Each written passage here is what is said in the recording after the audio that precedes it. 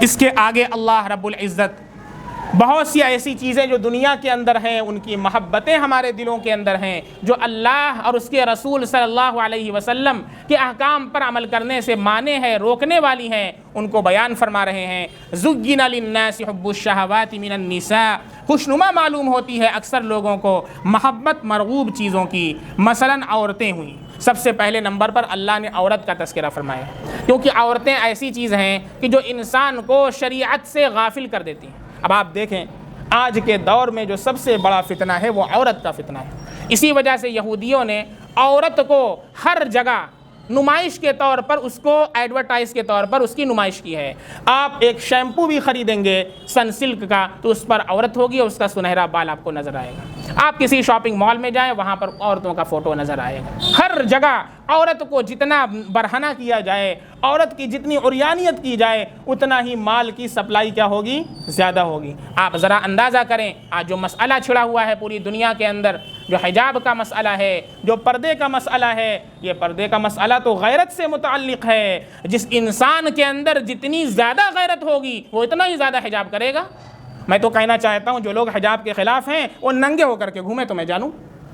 جو اینکر چیخ رہے ہیں اور ان کا گلا نہیں سوکھتا چیختے چیختے، گلا بھی سوکھ جاتا ہے تو پانی نہیں پیتے ہیں، تو میں کہتا ہوں آپ اپنی پتلون اتار کر کے ذرا اینکری کریں بغیر حجاب ہوگا۔ یہ بھی تو حجاب ہے، کیوں آپ نے حجاب کر رکھا ہے؟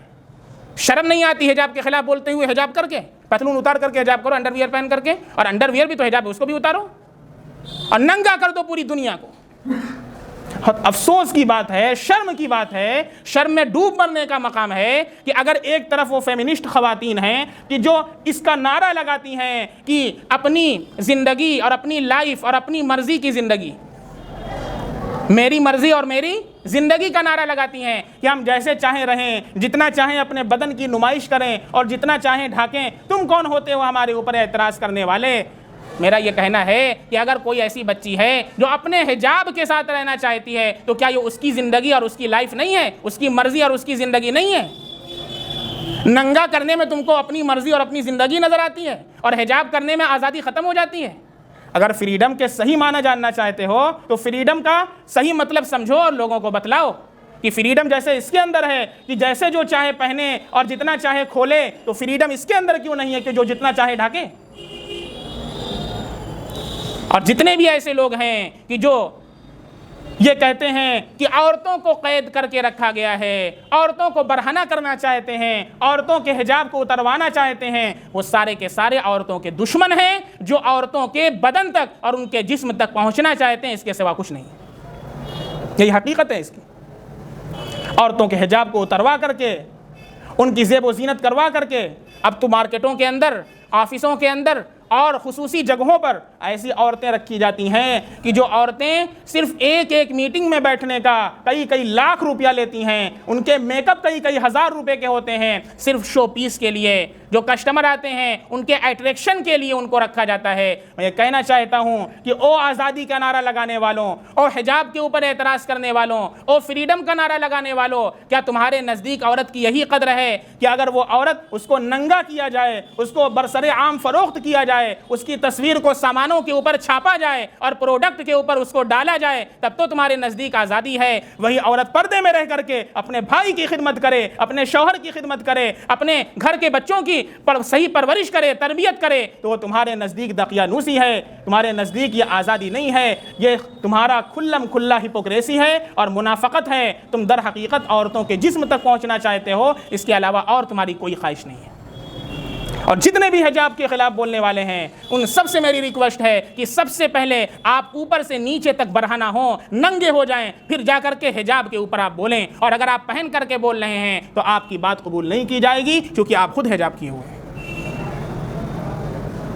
اس لیے اللہ رب العزت نے سب سے پہلے عورت کا ذکر فرمایا ہے۔ دنیا کی جو شہوات ہیں جو انسانوں کو اللہ سے غافل کر دیتی ہیں، دین سے غافل کرنے والی ہیں، ان میں سے سب سے پہلی چیز کیا ہے؟ عورت۔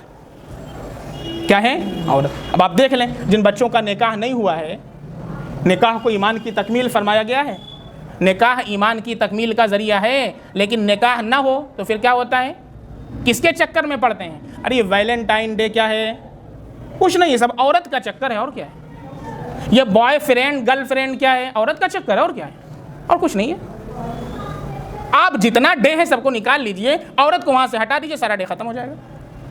ہٹا دیجئے عورت کو، کوئی ویلنٹائن ڈے منائے گا؟ عورت کو ہٹا دیجئے تو سارا ڈے کیوں بنایا گیا ہے؟ عورت کے جسم تک پہنچنے کے لیے۔ ویلنٹائن ڈے، فرینڈ شپ ڈے، سارا ڈے کیوں بنایا گیا ہے؟ ہاں، اور جب عورت کو ختم کر دیا جائے گا تو یہ ساری چیزیں خود بخود کیا ہو جائیں گی؟ ختم ہو جائیں گی۔ تو اسلام کیا کرتا ہے؟ جو بنیادی مرکز ہوتا ہے زہر کا، وہاں پر قدغن لگاتا ہے اور اسے بند کر دیتا ہے۔ اس لیے اللہ رب العزت نے جب کہا کہ حجاب کرو، اب جب نظر ہی نہیں آئے گا، نگاہ ابلیس کے تیروں میں سے پہلی تیر ہے، اب جب دکھائی نہیں دے رہا ہے تو انسان آگے کیا کرے گا؟ سب سے پہلے تو انسان کو نظر آتا ہے۔ آپ کوئی سامان خریدنے جاتے ہیں بازار میں، یا کوئی زمین آپ کو خریدنا ہوا، کوئی انسان کہے بہت اچھی زمین ہے، بہت سستی میں ہم دلا دیں۔ ارے بھیا دکھا تو دو پہلے، نہیں دیکھیے مت اس کو، بس بہت اچھی زمین ہے، بہت اچھی زمین ہے، بہت سستی زمین ہے، آپ لے لیں گے بغیر دیکھے؟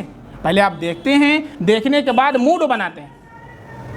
تو جیسے انسان سامانوں کو خریدتا ہے، تو آج دنیا نے عورت کو ایک سامان کی کیٹیگری میں لا کر کے رکھ دیا ہے۔ اس کو دیکھو اور پھر دیکھنے کے بعد موڈ بناؤ، یہ دنیا کہہ رہی ہے۔ اور اسلام کیا کہتا ہے؟ دیکھو ہی مت، حجاب۔ جب دیکھو گے نہیں تو موڈ کہاں سے بنے گا؟ بات سمجھ میں آ رہی ہے؟ زنا کے تمام راستوں پر اللہ نے پہرے بیٹھا دیے ہیں۔ وَلَا تَقْرَبُوا الزِّنَا إِنَّهُ كَانَ فَاحِشَةً وَسَاءَ سَبِيلًا۔ اللہ فرماتے ہیں زنا کے قریب بھی مت پھٹکو، زنا کرو مت، یہ اللہ نے نہیں کہا۔